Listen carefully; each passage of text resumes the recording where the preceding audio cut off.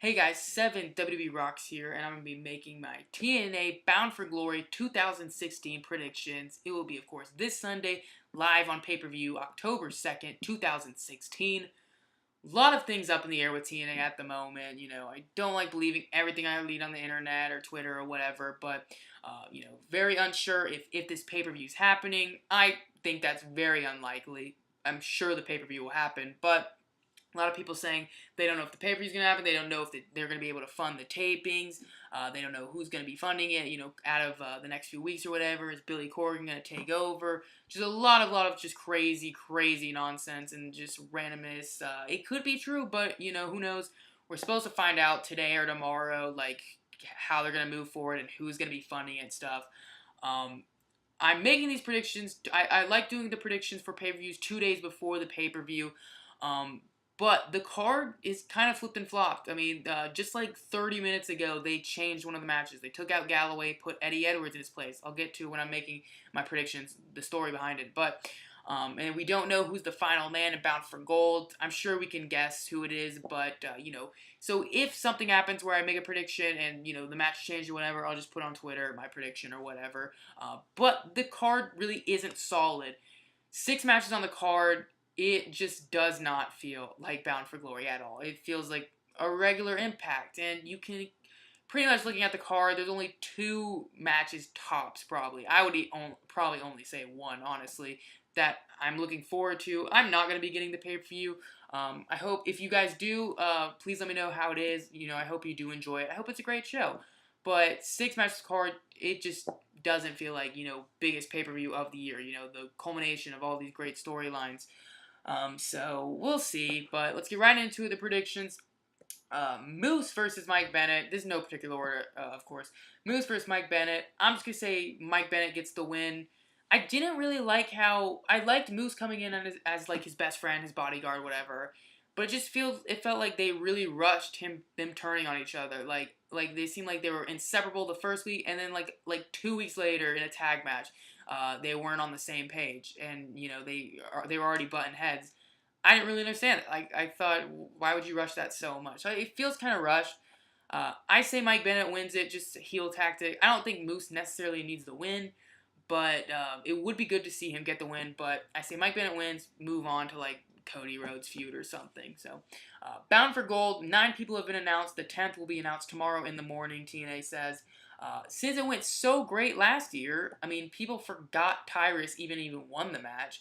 You get a title shot of your choosing, apparently at any time you want. I think he versed EC3 for the title, but I remember it being a pretty mediocre match, to be honest. But Tyrus is in it again. He's versing Robbie E versus Baron Dax, who's the French guy from NXT.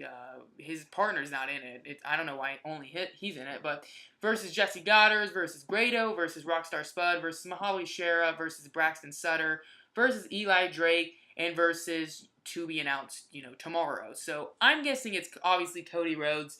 But we don't know if his debut is just a promo. We don't know if his debut is a singles match.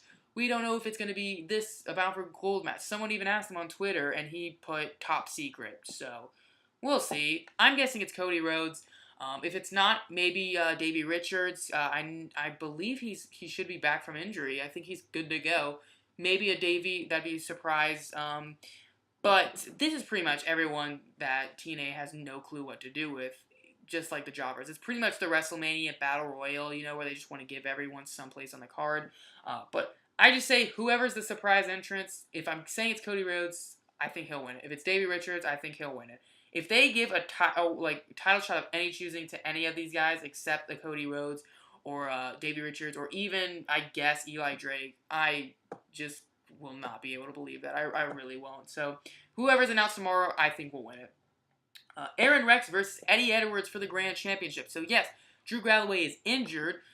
He's been injured on independent dates or whatever, independent shows, not on TNA, but independent shows he was injured. He's been pulled out. He says he's been tweeting that he will be at the show and no management or anyone can stop him. He's going to be there.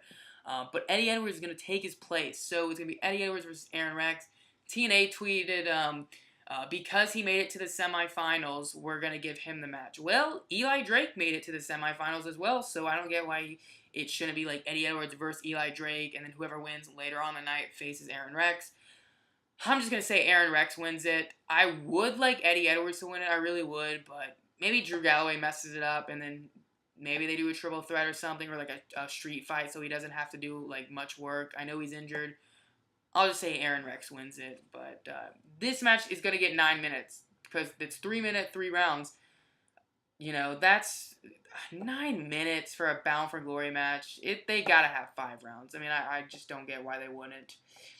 The match that probably I'm really only excited for, Decay versus the Hardy Boys, the Great War for the tag titles. I'm a little nervous they won't be able to make it as epic because it's not pre-taped. It's going to be live, so I'm a little worried about that.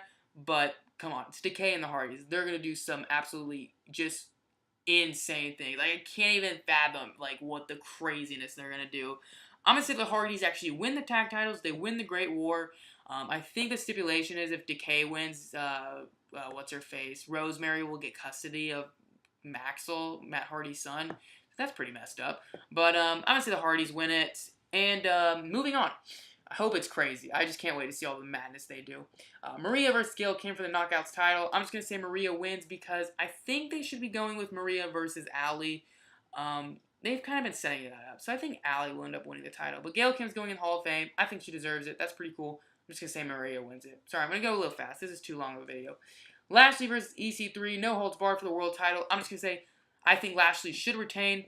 I'd be happy to see EC3 win, but I like Lashley as a champion. I mean, I think he's that, like, I don't think EC3 needs another title reign at this point. I think he's, like, too good to even have the title, really. I think Lashley should develop even more, be that kind of Brock Lesnar, and then finally have someone, you know, finally beat him. You know, that's what I think should happen. So, thanks so much for watching.